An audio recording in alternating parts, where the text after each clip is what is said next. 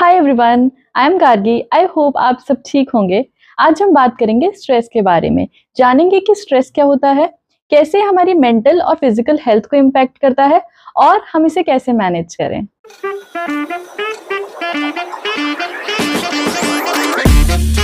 Stress बुरी चीज नहीं है। ये हमें मोटिवेटेड रहने में, सुबह जल्दी उठने में, स्ट्रेसफुल सिचुएशन में रिस्पॉन्ड करने में, ऐसी चीजों में हेल्प करता है। स्ट्रेस दो तरह के होते हैं, acute stress and chronic stress. Acute stress में हमारा कॉर्टिसोल और एड्रेनलिन ये हाई हो जाते हैं। जैसे ही सिचुएशन नॉर्मल होती है ये ड्रॉप कर जाते हैं। देखिए, कॉर्टिसोल बुरा नहीं है। इसकी जरूरत होती है बॉडी को कुछ एसेंशियल फंक्शन करने के लिए और बॉडी में अलर्टनेस होने के लिए।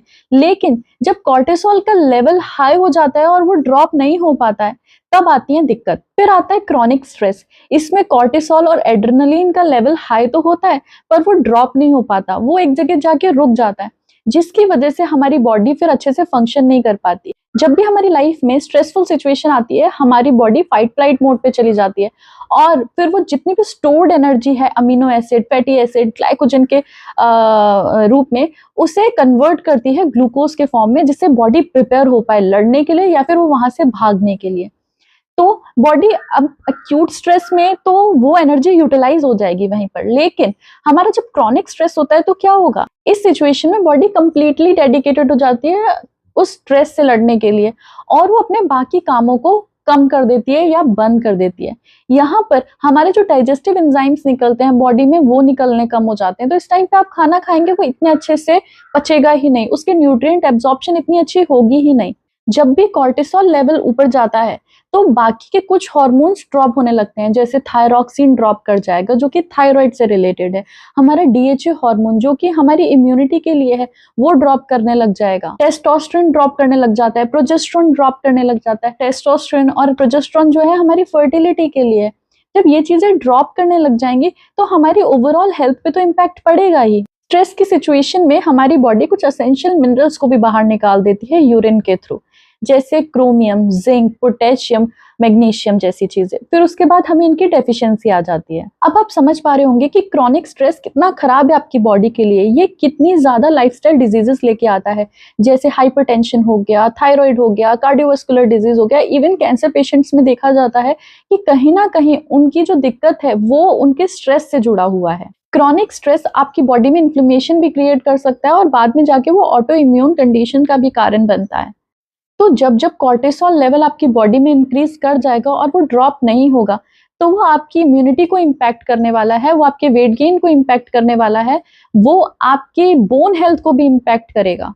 ये आपके ब्लड शुगर को इम्बैलेंस करेगा, आपके मूड स्विंग्स होना, एंजाइटी, डिप्रेशन जैसी चीजें आना, उसका भी ये कारण बनता है। और साथ में आपके जो गट माइक्रोबायोम है उसको डिस्टर्ब कर देगा। जब जब स्ट्रेस बढ़ता है तो हमारे जो गुड माइक्रोबायोम है हमारे गट में, उसको ये वैनिश कर देता है।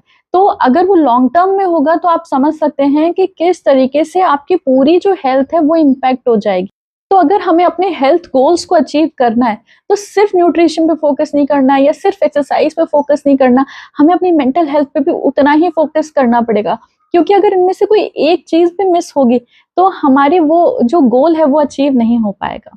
आज के टाइम पे हम जैसी जिंदगी जी रहे हैं और जिस तरह के एनवायरनमेंट में रह रहे हैं वहां पे स्ट्रेस है ही, और हम चाह के भी उसे पूरी तरीके से खत्म नहीं कर सकते। वो चाहे वर्क रिलेटेड प्रेशर हो या फिर आपके बच्चों का कुछ दिक्कत हो या फिर हेल्थ रिलेटेड प्रॉब्लम्स हो या फिर आप अपने करियर की वजह से टेंशन में हो, फाइनेंसिस की दिक्कत हो, हम इन सब चीजों को खत्म नहीं कर सकते हैं, लेकिन हम इन चीजों को मैनेज कर सकते हैं। इससे आने वाली टेंशन को मैनेज किया जा सकता है। अब यहीं पे कुछ स्ट्रेस ऐसे होते हैं जो आपको पता ही नहीं है कि वो स्ट्रेस है।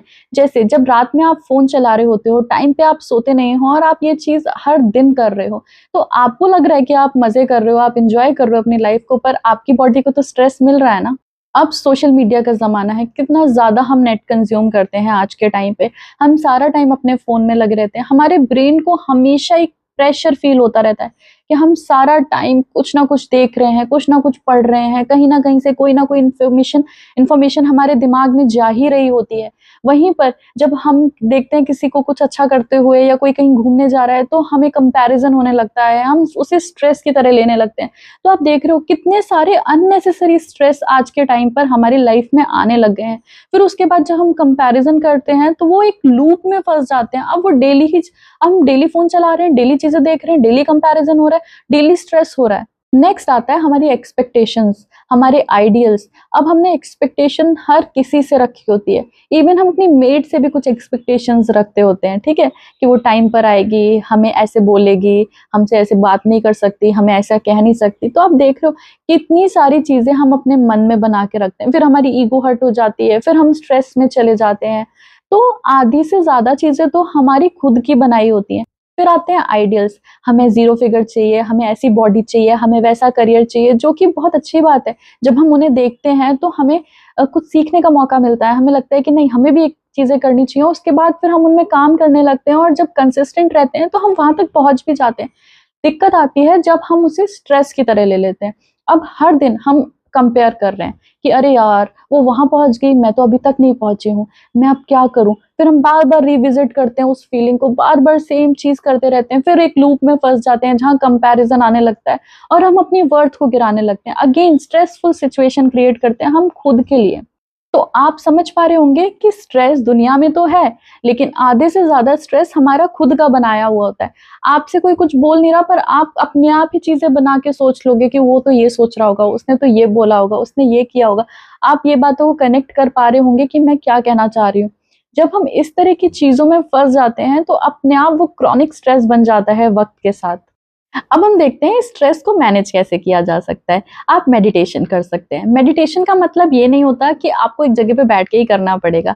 आपको जो अच्छा लगता है, अगर आप वो काम करें और आप मेंटली प्रेज़ेंट हो वहाँ पे, आप दुनियादारी की टेंशन नहीं ले रहे हो, आप नेक्स्ट टारगेट्स की टेंशन नहीं ले रहे हो, तो वो अपने आप मेडिटेशन बन जाएगा। इवन आप बर्तन भी धो रहे हो और बर्तन धोते समय आपका ध्यान सिर्फ़ और सिर्फ़ बर्तन धोने में है ना, तो वो भी मेडिटेशन बन सकता है आपके लिए। आप डीप ब्रीदिंग कर सकते हैं। जब भी हम डीप ब्रीदिंग्स करते हैं तो हमारी बॉडी पैरासिम्पैथेटिक ज़ोन में चली जाती है। इस ज़ोन में हमारा माइंड क्लियर होने लगता है, हमारी बॉडी शांत हो जाती है, तो हम क्लियर माइंड के साथ अपनी बाकी चीज़ों पे फ़ोकस कर पाते हैं। Next is journaling. जब आप जर्नलिंग करते हो और आप खुद से प्रॉमिस करते हो कि चाहे मेरा दिन कितना भी खराब जाए पर मुझे तो वो 5 चीज़ें लिखनी हैं जिसके लिए मैं थैंकफुल फ़ील करता हूँ, तो वो आपके लिए बहुत ही प्यारा और अच्छा टाइम होता है जो कि आपको कंटेंट फ़ील कराता है, आपको काम फ़ील कराता है और मुझे लगता है कि जर्नलिंग हर किसी को करना चाहिए क्योंकि आज के टाइम पे हम अपनी लाइफ़ में इतने ज़्यादा उलझ गए हैं कि हम भूल चुके हैं कि हमें भगवान ने कितना कुछ दिया है थैंकफुल फ़ील करने के लिए। अगला आता है टाइम मैनेजमेंट। अगर आप अपने दिन को पहले से ही प्लान करके चलेंगे, आप ऑर्गेनाइज़्ड रहेंगे, आपको जो भी काम है अगर आप उनको पहले ही लिख के रखेंगे, तो आपके भूलने के चांसेस खत्म हो जाएँगे उन चीज़ों को। फिर आपको वैसे ही स्ट्रेस कम होने लगेगा क्योंकि आपकी चीज़ें मैनेज होने लगी हैं। अब आप फ़ील करके देखिए कि आपको बहुत सारे आज काम करने हैं लेकिन आपने पहले से ही चीज़ें लिख के रख ली हैं कल और आज आपको याद है क्या-क्या चीज़ें करनी है और आपने कुछ नहीं, ज़्यादा नहीं, तो आपने 30% चीज़ें भी उसमें से आज कर ली हैं, तो आपको कैसा फ़ील होगा? हमें ये समझना होगा कि इस दुनिया में एक ही कांस्टेंट चीज़ है, वो है चेंज। हर चीज़ बदल रही है, आपकी बॉडी में जो सेल्स है ना, वो भी हर सेकंड बदलते हैं। या तो वो नए आते हैं, पुराने खत्म हो जाते हैं, रेप्लिकेट हो जाते हैं, बहुत सारी चीज़ें चलती रहती है। कुछ भी परमानेंट नहीं है, हमारी डेथ होनी ही है, चीज़ें होनी ही है, हम चाहे उनसे कितना भी लड़ लें, पर चीज़ें तो होंगी।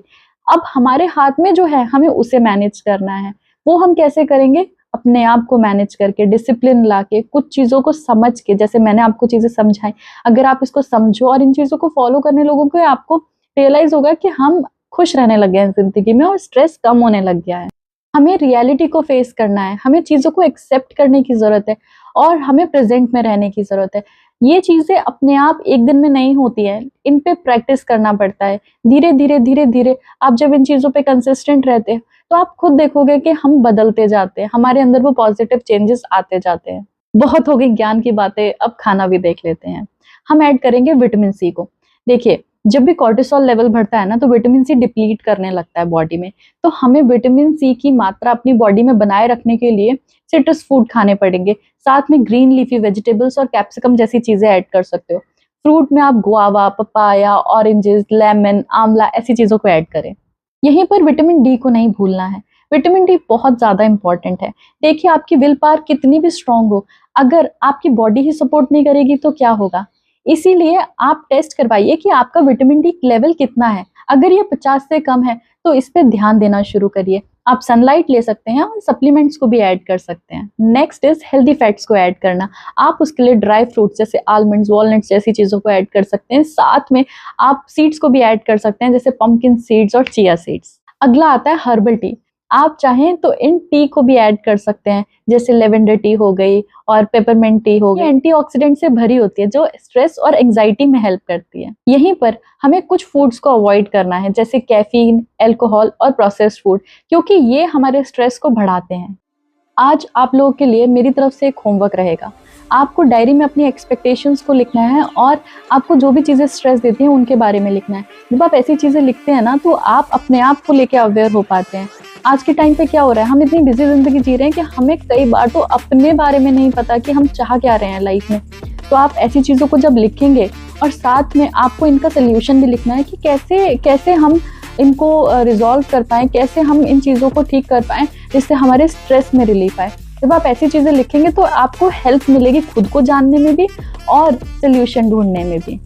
आई होप कि ये वीडियो आप लोगों को स्ट्रेस मैनेजमेंट में हेल्प करेगी। आप अपने एक्सपीरियंसेस को मेरे साथ शेयर करना मत भूलिएगा कमेंट सेक्शन में। और अगर आपको ये वीडियो पसंद आई हो तो लाइक, शेयर और सब्सक्राइब करना मत भूलिएगा। And for more updates click on the bell icon. नमस्ते।